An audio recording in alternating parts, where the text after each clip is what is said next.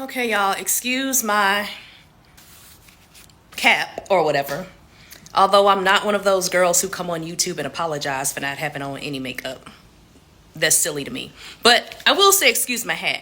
Okay, so I'm just sitting here organizing my wardrobe and everything because I'll be filming a film in North Carolina in a few weeks. So as I was just preparing my wardrobe and everything, let me tell y'all something. This documentary has really been like heavy on my mental and on my heart today. So I'll admit, documentaries like this where I know the outcome, I know what happened, it takes me a while to mentally prepare to watch it. Just like the Romika Meeks situation, it took me a while to watch YouTube videos and just listen to other people discuss it. Because it's always when the kids are involved, I'm telling you, it just grips my heart. So I've been hearing people talk about the documentary, and I'm a mother myself. I have a 16-year-old and a 10-year-old. In these situations, y'all, I'm tearing up now. I'm trying not to. Like, just as the Romika Meeks situation, I cannot imagine my son going through what she went through. Like, you heard your mother get shot. All you can do is wait on the police. Like, imagine like being a child and witnessing that. Anyway, okay, let's start from the beginning. So I finally watched it like 2 nights ago, and I just can, what I don't understand, I understand it, but I don't. So I understand, civil cases and criminal cases. I understand that 9 times out of 10, when the police is called, if it's a civil case with your neighbor or with whatever, anyone on your street, it's not necessarily considered a criminal case. And yes, the police sometimes 9 times out of 10 can't do anything unless it's someone, a domestic situation, or someone physically assaulted someone, or a criminal case, right? However, in these particular situations where the police is called almost every day, every week, several times a month, it seems as if there should be something in place. Even though it's civil, it seems as if there should be something in place where the police are able to do something, because it shouldn't get to the point where someone is laying out on the ground shot. Now the police can do something about it. Like, come on. Like, I just feel like it could have been prevented. This was like every day, right? The lady was literally calling the police almost every day, at least every other day. So it would seem as if the township, the police department you would have said, okay, listen, there's children out there. We need to do something about this before someone gets hurt, right? Not until someone gets hurt, we can do something about it. That's just my opinion, y'all. Like, don't come for me in the comments. That's just my opinion. If the police is being called that many times, I don't care if it's a civil situation or not. It seems as if something should something should happen before someone ends up dead. It's so unfortunate, because in my mind, the police calls are for something, right? It's not like these people are bothering this lady for no reason. It's not like the children or calling her Karen for no reason. It's not as if every person on the block has gotten into it with this woman for no reason. And it's like, it's just so unfortunate, because in my mind, things can be prevented. And that's just how I think. After the 10th or 15th call, right, which was probably in 1 week from the woman to the police. And, I know, clearly, even in the documentary, I don't know if you guys heard that, but in the very beginning of the documentary, it was a Caucasian female officer, And she was standing there talking to her, and then she started walking off, and then she was like, what a bit, or she said something, but that's when they edited. Did you guys hear that? When she I was like, oh my. So it's like the police officers knew, that this woman is she don't have anything else to do but call the police on kids. And I just really, really, really hate that, because it's not as if it was only one call per year, and they're like, okay, this is civil. Sorry, I almost cursed. It was almost every day. So if nothing can be done about it, I mean, what was even the point of the police coming out if they knew that they weren't going to technically do anything about it because it was civil?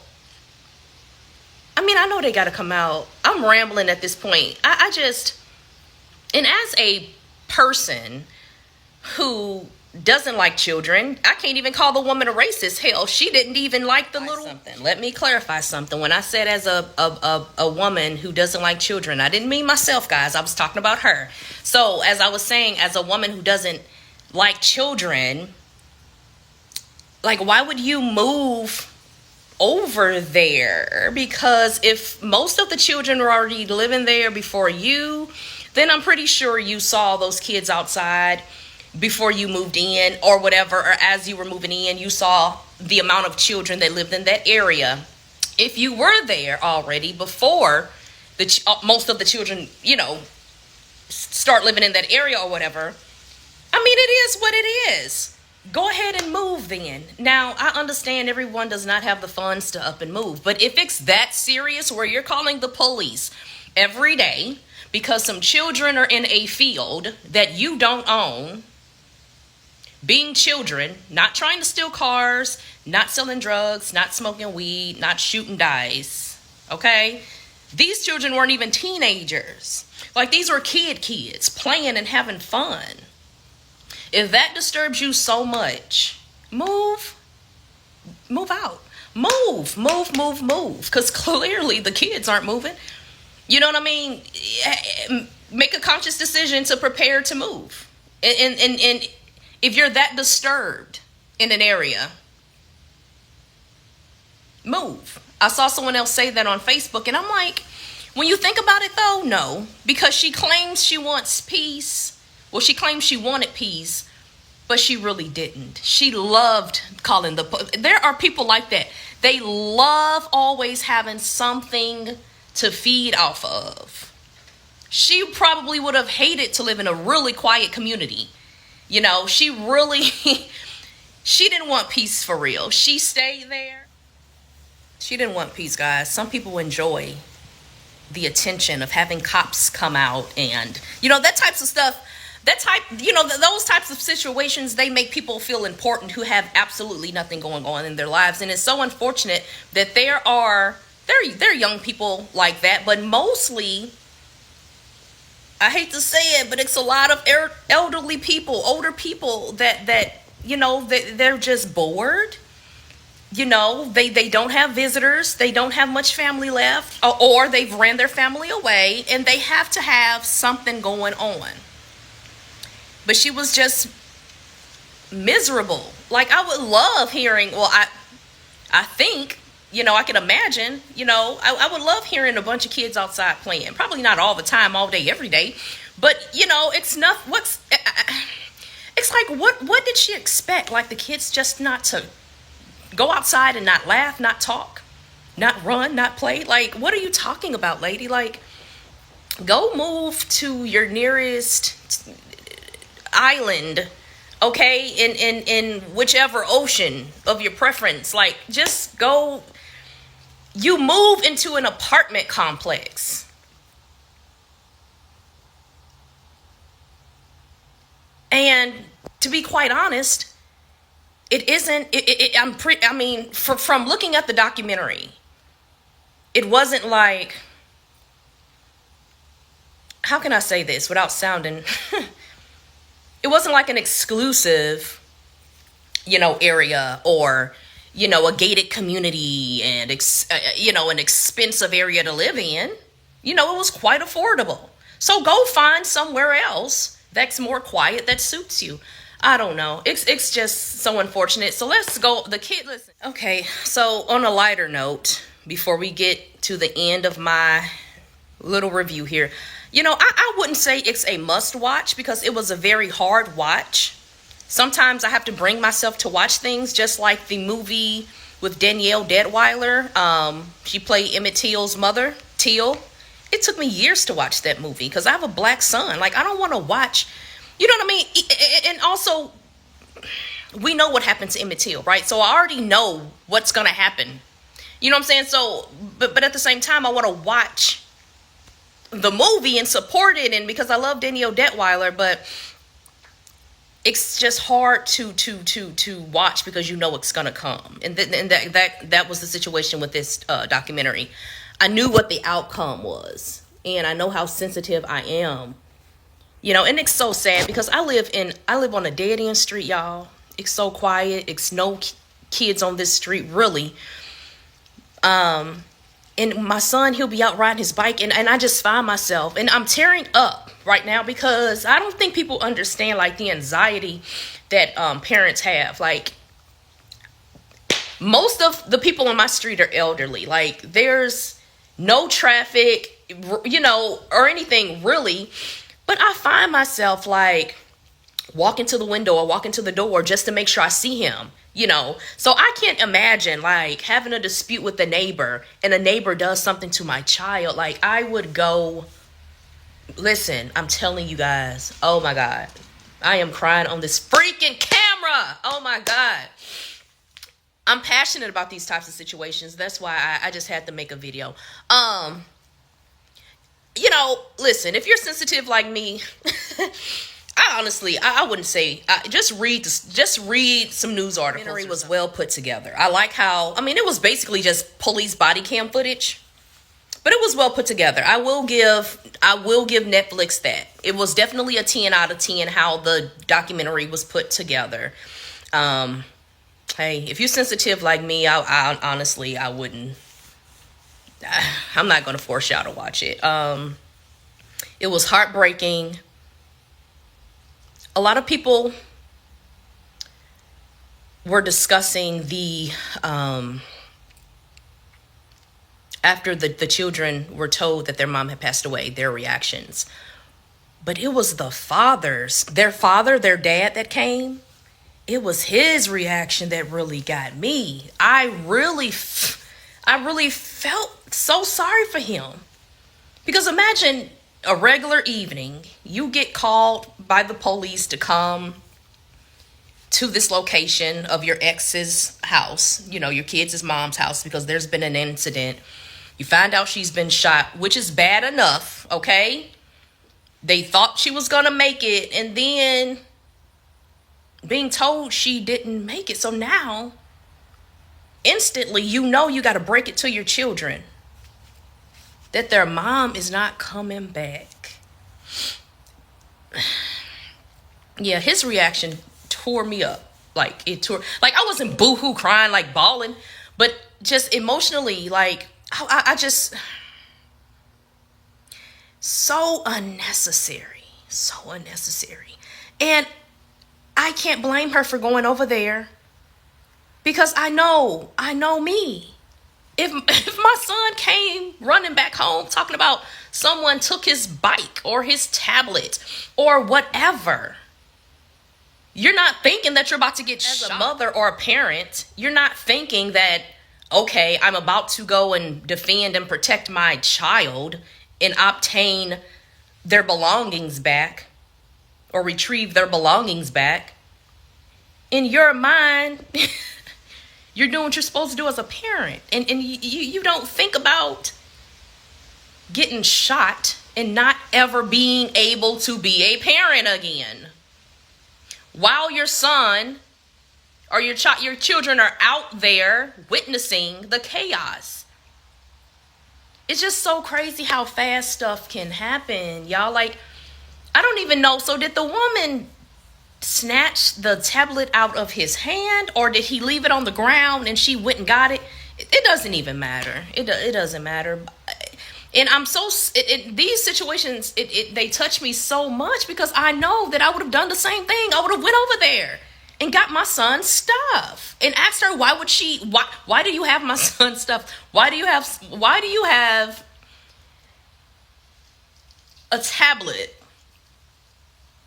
If he didn't leave it at your doorstep, if he didn't leave it on your patio, if he wasn't on your patio, like, why do you have his tablet, iPad, whatever it was? I don't know. I just think she was miserable. She didn't have anything else to do on a day-to-day basis, y'all. And then it was a situation with another guy about the gate. What did she try to do? Run over the gate or something? Like, girl, like, it's just...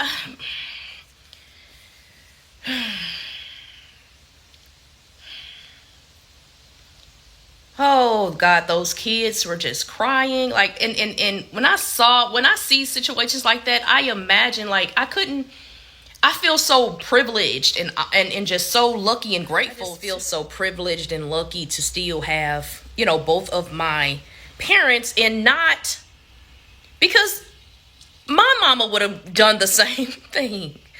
My mama would have went over there as fast as God. Man, listen. This type of stuff can happen to anyone. Any black, white, Asian, Latina. It doesn't matter. Like, everyone is going to protect their kids in situations like this. Especially with a neighbor like the Karen. Any one of us would have went over there. And then she shot her through the... When I first heard about the story, I'm thinking that they were at least both outside and she really felt threatened by the woman. You shot her through the door. You just wanted to shoot your gun. Why are you shooting through the door? Now, I don't know if the mother was like yanking on the door. I don't know. She said she claimed the mother was beating on the door. But who wouldn't beat on your door if their child just came back running that you've, taken his possessions? Now, if your door had been open or actually kicked down and someone was coming into your home, that's a different story. You just wanted to shoot. And it seems like she was... It was built. This is what I'm saying. People who are always calling the police like that, they already have, what they plan to do in their minds. They are basically preparing a track record, like a paper trail with the police up until they take on the action that they really want to do. So they create a paper trail at the police department. So basically they can say, well, I've called about this 10 times this month. I'm justified. You know what I mean? That's all it is. That's just like the show on the ID channel, Fear Thy Neighbor. It just seems like they already know that one day I'm going to pull out my gun and take action, right? But let me call the police at least once a week so that when I do decide to do what I really want to do, I can at least say that I was being harassed and I've been calling the police all year on this person. Listen, even if these kids are teens and just hanging out outside her door or hanging out around her house, just smoking weed and bull crapping around, whatever, I may be able to understand the police calls. But this seems like a really cool, neighborhood where everyone else got along. It's just always one person. It's just always one person. Like that. Listen, that reminded me of being outside and stuff when I was little. Like, I used to be gone. Like, me and my friends, we used to ring people's doorbells and run and all types of stuff. So it's just like, God, like these situations could easily happen to anyone. I think people were a little more laid back and chill back in the 90s and accepted children to be children, more so back then. But this seemed like a really cool, chill neighborhood where everyone else got along. And she was like literally the only one that people had to walk on pins and needles with. And it's so unfortunate because she could have been the cool woman in the neighborhood. She could have been the woman, she could have been the cool woman in the neighborhood that looked out for the children, so nothing else could happen to them. But you decided to be the one that they have to look out for. It's so unfortunate. You could have been the one that gave away the good candy bars on Halloween. And you would have forever been like their mima, their granny, their auntie of the neighborhood. Like it could have been so easy. Those kids would have grew up to love her and to look out for her. But oh God, so unfortunate. So unfortunate. And it's so crazy because it's like every police that talked to her, they're like, okay, yeah, you know what I mean? Even when the police came to her house after the guy reported her at the gate with her truck trying to like run the gate over, she wasn't trying to talk or cooperate. He was done with her. Can't even call it's like she was just a grumpy old woman. She wasn't even racist. She didn't like the white kids out there either. All right? She,